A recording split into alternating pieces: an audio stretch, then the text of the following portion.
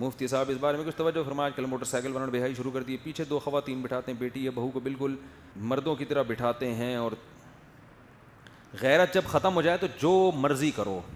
ٹھیک ہے نا, یہ سب براڈ مائنڈڈ بنتے جا رہے ہیں. یار کیا ہوتا ہے مولویوں نے کہا یوں بیٹھو, جس طرح بیٹھ کے تو ہم کون سا غلط ہیں, تو آپ پینٹ اٹھار کے بٹھاؤ اس کو اپنے ساتھ, صحیح ہے نا, اس کے کپڑے اتار کے بٹھاؤ. آپ بے حیائی پھیلتی جا رہی ہے. اچھا علی بھائی, اگر پردے کا اہتمام کیا جائے تو خواتین سائیکل یا موٹر سائیکل چلا سکتی ہیں؟ کیوں؟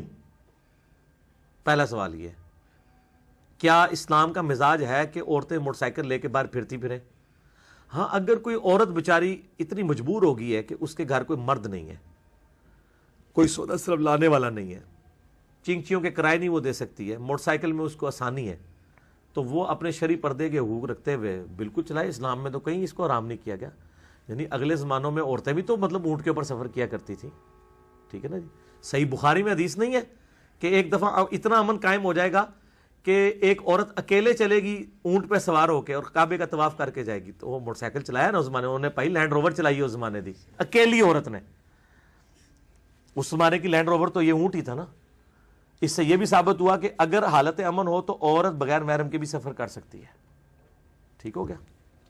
اسی میں ضمن بتا دیں کہ ایک بھائی کا سوال ہے, میں دبئی میں رہتا ہوں اور پاکستان سے اپنی بیوی کو یہاں بلانا چاہتا ہوں, تو اکیلے سفر کر سکتی ہے وہ؟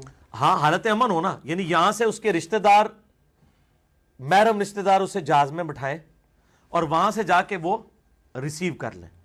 تو یہ اس کیٹیگری میں نہیں آئے گا کہ اس عورت کے اوپر لعنت ہے جو بغیر محرم کے سفر کرے گی. اس کی تھیم یہ تھی کہ امن قائم رہے.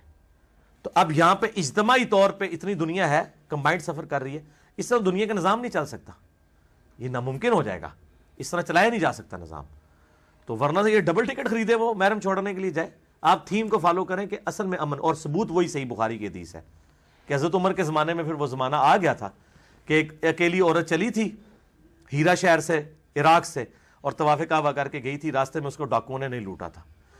اور اس سے یہ چیز ثابت ہوئی کہ عورت حالت امن میں اکیلا سفر کر سکتی ہے. اگر یہ حرام ہوتا اور صرف واقعی یعنی مقصود ہوتا بیان کرنا, تو آپ علیہ السلام کہتے ہیں کہ کرے گی وہ حرام کام, یہ تو آپ نے نہیں کہا. اسی کے تحت امام ترمذی نے, امام شافعی, احمد بن حنبل کا موقف ہے کہ عورت بغیر محرم کے حج بھی کر سکتی ہے امن کی حالت میں, کمبائنڈ فارم میں اگر جا رہی ہو, لیکن بہت جوان عورت نہ ہو, اس کے بیٹھنے کا بھی مسئلہ ہے نا.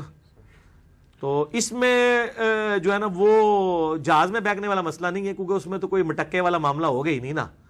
تو وہ اس کا کوئی ایسی سیٹ کروا دیے, کوئی دم کی طرف اکیلے والی سیٹ کروا دی جائے یا کسی عورتوں کے ساتھ. بلکہ وہ ہمارے تو ماشاءاللہ مسلمان جب جہاز میں بیٹھتے ہیں آپس میں طے بھی کر لیتے ہیں, عورتیں ایک طرف ہو جاتی ہیں, مرد ایک طرف, اس میں تو مٹکے والا کام ہی کوئی نہیں ہونا.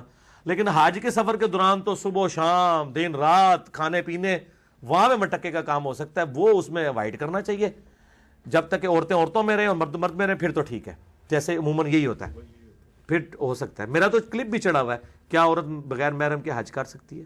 میں نے کہا کر سکتی ہے حالت امن میں, اس حدیث کے تحت.